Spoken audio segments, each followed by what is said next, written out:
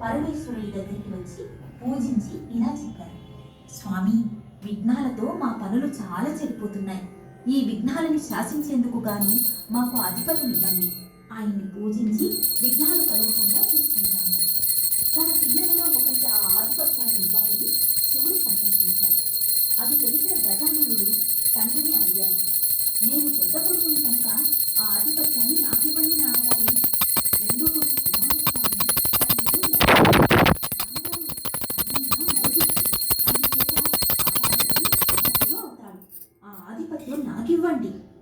వారి వాదనలను విన్న శివుడు వారితో చిరునవ్వుతో ఇలా చెప్పాడు: చిన్నారులారా, మీలో ఎవరు ముందుగా ముల్లోకాల్లోని నదుల్లో స్నానం చేసి నా వద్దకి వస్తారో వారిని అందుకు అర్హులుగా నిర్ణయించి వారికి ఆ ఆధిపత్యాన్ని ఇస్తాను.